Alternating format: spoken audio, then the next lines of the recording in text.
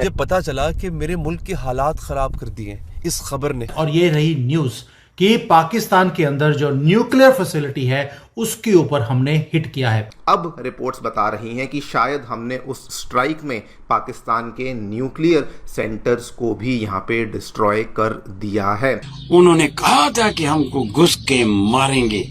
आगे ना लाहौर के साथ ही मुरीद का 17 किलोमीटर है, वहां तक आ गए।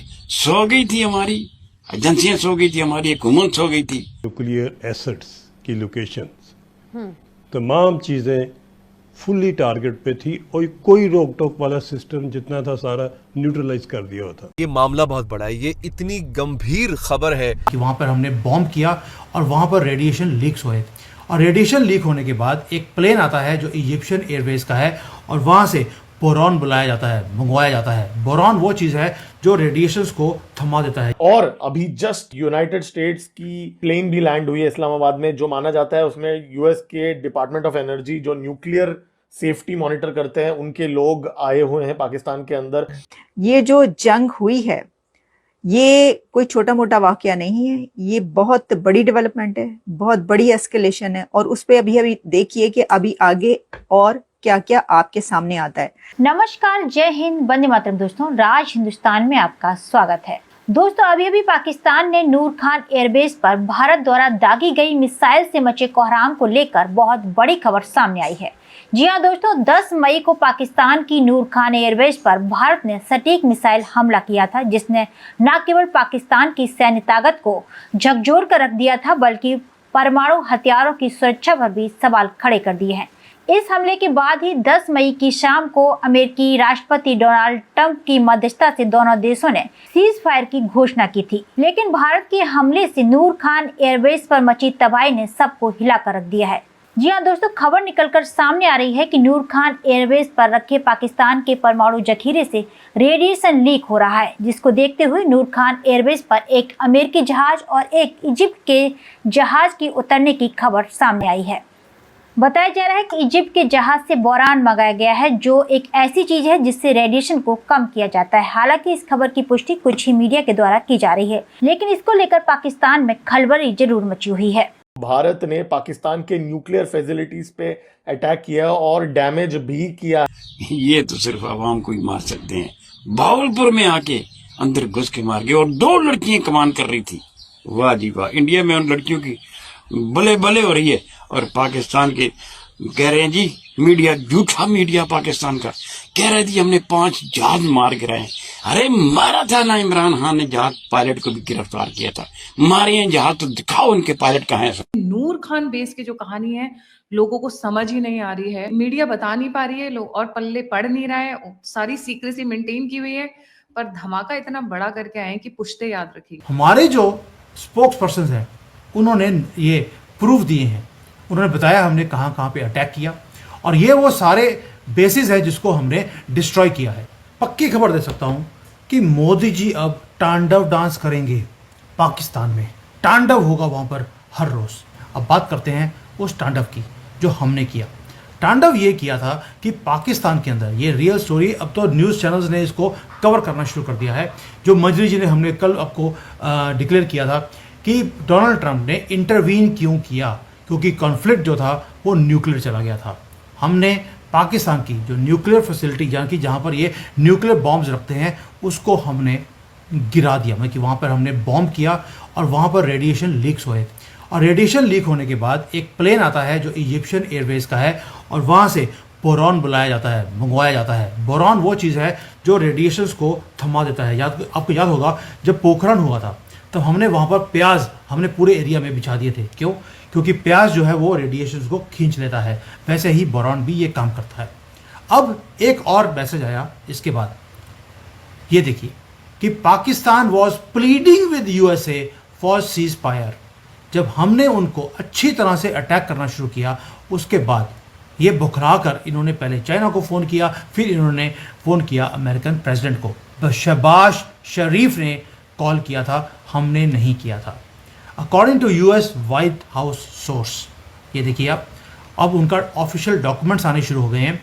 ये क्या बोल रहे हैं, CNN को बताया इन्होंने कि जब कॉन्फ्लिक्ट जब चल रहा था पाकिस्तान ने भीख मांगी है लिटरली इन्होंने लिखा है दे वर बैगिंग कि इन्होंने ब्लैकमेल करने की कोशिश करी यूनाइटेड स्टेट्स को, जब इन्होंने बोला था कि हम अब ऐसा रिस्पांस देंगे कि भारत भी देखेगा और दुनिया भी देखेगी। यानी कि उस वक्त ये अमेरिका को ब्लैकमेल करने की कोशिश कर रहे थे, लेकिन अमेरिका ने नहीं सुना। अमेरिका का स्टेटमेंट आ गया, हमारा कोई लेना देना नहीं है, तुम लड़ो मरो जो मर्जी करो। फिर शहबाज शरीफ ने एक और काम किया, उन्होंने डोनाल्ड ट्रंप को बताया कि भाई भारत हमारे जो मिलिट्री इंफ्रास्ट्रक्चर है उसको टारगेट कर रहा है, हम अपने आप को डिफेंड करने की पोजीशन में नहीं रहे हैं। यानी कि यही तो पहले बता दिया, साथ में बोल दिया कि भारत हमारी न्यूक्लियर जो हमारी एसेट्स हैं उसको भी डिस्ट्रॉय करता जा रहा है, हम उसे भी डिफेंड करने की हमारे पास अब ताकत नहीं रही। और उन्होंने बोल दिया कि अगर भारत ऐसे ही हमारे यहाँ पर एयर बेसिस को, हमारे न्यूक्लियर एसेट्स को अगर डिस्ट्रॉय करता रहा तो हम एक डिफेंस लेस स्टेट बन जाएंगे। यहाँ पर टीटीपी बीएलए ऑलरेडी हमारी नाक पे दम किया हुआ है, जो हमारी न्यूक्लियर एसेट्स हैं हम उसे भी डिफेंड नहीं कर सकते, ये टेररिस्ट ग्रुप्स के हाथ में चली जाएंगी, आप उसके बाद हमें दोषी नहीं ठहरा सकते। और अगर ये हुआ तो Pakistan will not be responsible और ये भारत रिस्पॉन्सिबल होगा। दूसरी बात, शहबाज शरीफ ने ये बोल दिया कि अगर टेररिस्ट के पास जाएगी तो ये सारे के सारे जो हमारे न्यूक्लियर बॉम्ब्स हैं ये तालिबान और टीटीपी के हाथ में लग जाएंगे। और आपको मालूम है कि जो टीटीपी और तालिबान है इनसे अमेरिका डरता है। यानी कि ये नॉन वेस्टर्न नेशंस के एक अलार्म, एक घंटियां इनके कानों में बजनी शुरू हो जाती हैं। और आपको ये भी पता है कि तालिबान के आज की डेट में जो रिलेशनशिप्स हैं वो भारत के साथ बहुत ही ज़्यादा स्ट्रांग होते जा रहे हैं। और ये जो सिचुएशन है ये बहुत ज़्यादा कॉम्प्लिकेटेड भी होनी शुरू हो गई। As a result of all this, ये जो आपको दिखता है ना, ये जो इंटरवीन किया है, 2 दिन पहले बोला कि हम इंटरवीन नहीं करेंगे और 2 दिन के बाद घंटे घंटे बाद फ़ोन आ रहा था कि अब इनको इंटरवीन करना पड़ा। और इन्होंने पाकिस्तान को पहले फ़ोन किया, भारत को नहीं किया दोस्तों, पाकिस्तान को फ़ोन किया, तुम वाइट झंडी लेके खड़े हो जाओ, तुम बोल दो हम बातचीत करने के लिए तैयार है। पाकिस्तान का जो डीजीएमओ था उसने कांटेक्ट किया इंडियन डीजीएमओ को और रिक्वेस्ट किया सीज फायर के लिए।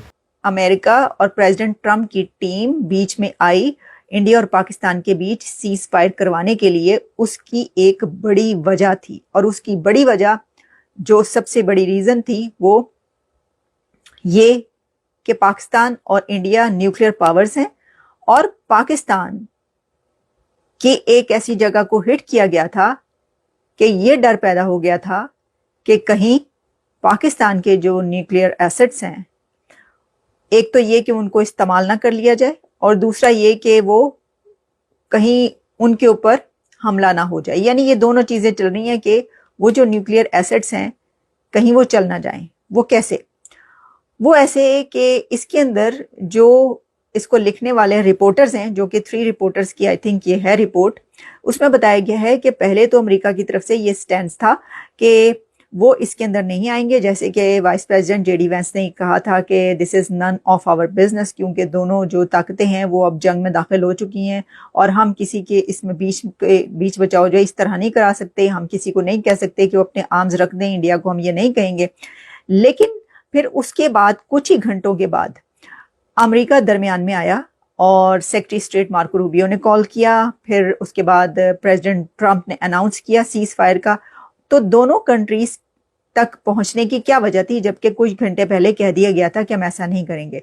तो इसके बारे में ये बताया जा रहा है कि न्यूयॉर्क टाइम्स ये लिखता है कि जिस वक्त इंडिया ने पाकिस्तान की नूर खान एयरबेस को हिट किया है, उस वक्त ये फिक्र पड़ गई थी कि अब इनके बीच में आना पड़ेगा। और उसकी वजह ये बताई जा रही है कि Noor Khan airbase is a key installation, one of the central transport hubs for the Pakistan military and the home of the air refuel capability. एक तो ये बात थी, लेकिन जो इसमें और भी इससे ज्यादा बड़ी बात थी वो ये थी कि it was also just a short distance from the headquarters of Pakistan strategic plans division which oversees and protects the country's nuclear capacity और facility। अब ये जो कहा गया कि ये about 170 और more warheads कहा जा रहा है, तो उसमें ये भी कहा गया कि ये एक जगह पर नहीं है, कुछ इस तरह की चीज़ें भी इसके अंदर लिखी गई हैं, कुछ टेक्निकल उन्होंने लैंग्वेज भी इस्तेमाल की है, जिसमें उन्होंने कहा कि Pakistan deepest fear is of its nuclear command authority, जो है उसको जो ये खौफ पैदा हो गया, और फिर उसके बाद the missile strike on Noor Khan base जो है वो उसके ऊपर हमले के बाद इंडिया के, तो फिर अमेरिका जो है वो दरमियान में आया। तो दोस्तों आपने देखा कि किस तरीके से पाकिस्तान में भारत के हमले से दहशत मची हुई है। सीज फायर होने के बाद भी पाकिस्तान में मची तबाही से पाकिस्तान की चीखें निकल रही हैं। तो दोस्तों इस पूरी खबर पर आपका क्या कहना है हमें कमेंट बॉक्स में जरूर बताएं। खबर अच्छी लगे तो लाइक और शेयर करना ना भूलें। ऐसे ही तमाम खबरों से जुड़े रहने के लिए आप देखते रहें राज हिंदुस्तान।